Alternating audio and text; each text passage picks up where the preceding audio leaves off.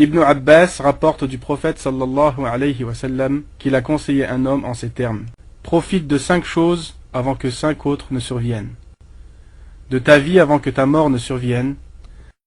De ta bonne santé avant que tu ne tombes malade. De ton temps libre avant d'être occupé. De ta jeunesse avant que ta vieillesse n'ait lieu. De ta richesse avant d'être touché par la pauvreté.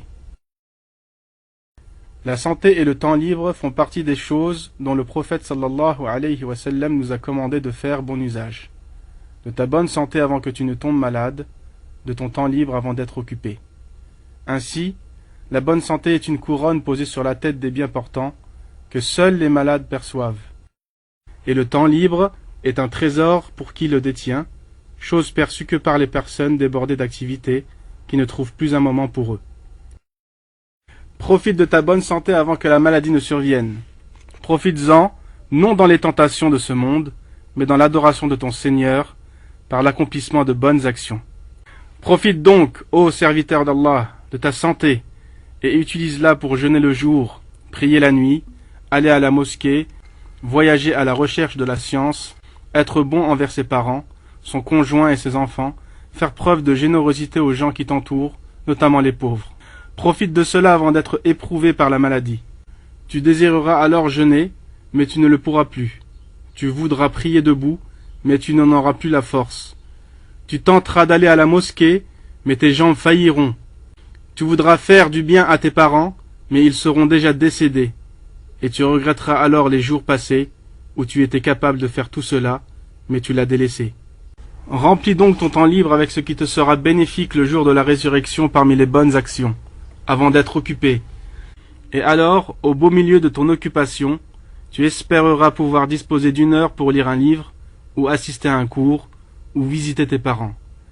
Mais tu ne le pourras pas, et tu regretteras alors ce que tu as perdu comme jour, voire ce que tu as perdu comme année.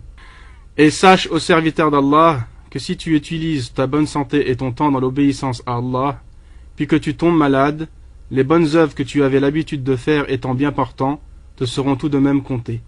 Comme l'a souligné le prophète sallallahu alayhi wa sallam lorsqu'il dit « Si le serviteur tombe malade, les bonnes actions qu'il avait l'habitude de faire étant bien portant lui seront comptées, et comme celles qu'il avait l'habitude de faire, sédentaires. » C'est aussi la raison pour laquelle le prophète sallallahu alayhi wa sallam a dit « Il y a 2 bienfaits au sujet desquels beaucoup de gens sont dupés, la bonne santé et le temps libre. » Le prophète sallallahu alayhi wa sallam a donc voulu expliquer que la personne réellement dupée est celle bien portante, ayant du temps libre, mais qui pourtant ne tire pas bénéfice de ces 2 bienfaits pour adorer son Seigneur et décrocher le paradis.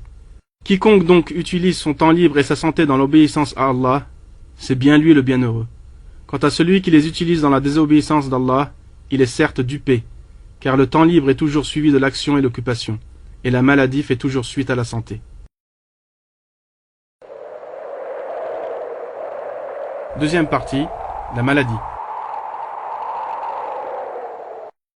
وَلَنَبْلُوَنَّكُمْ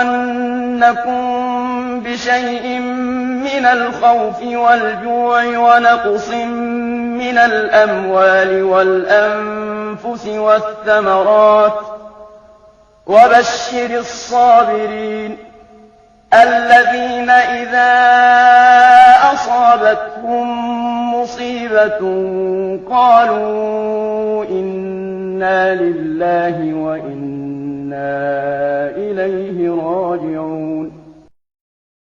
Bien que les maladies soient amères et pénibles, Allah subhanahu wa ta'ala y a mis des sagesses et beaucoup de bénéfices.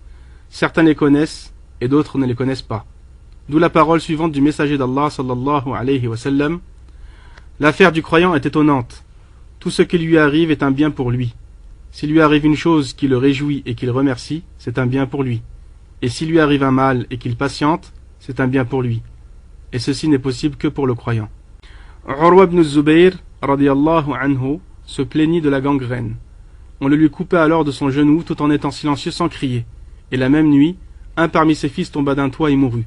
Urwa dit alors, « Ô mon Seigneur, louange à toi. Ô mon Seigneur, louange à toi. Ils étaient 7. Tu as pris un parmi eux, et tu m'en as laissé 6. J'avais 4 extrémités, les pieds et les mains. Tu m'en as pris une, et tu m'en as laissé 3 autres.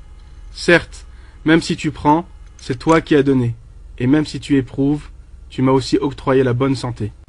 Le prophète sallallahu alayhi wa sallam a dit également: aucun musulman ne subit un mal comme la maladie ou autre, sans qu'Allah efface ses péchés comme l'arbre perd ses feuilles.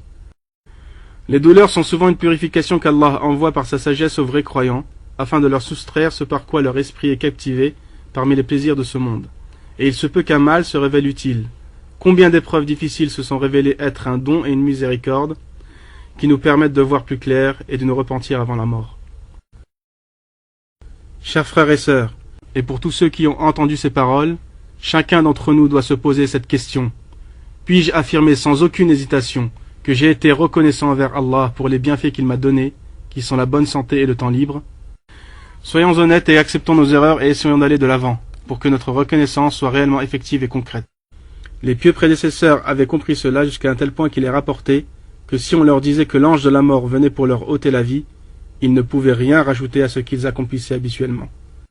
Chers frères et sœurs, que la course aux richesses ne vous distrait pas jusqu'à ce que vous visitiez les tombes.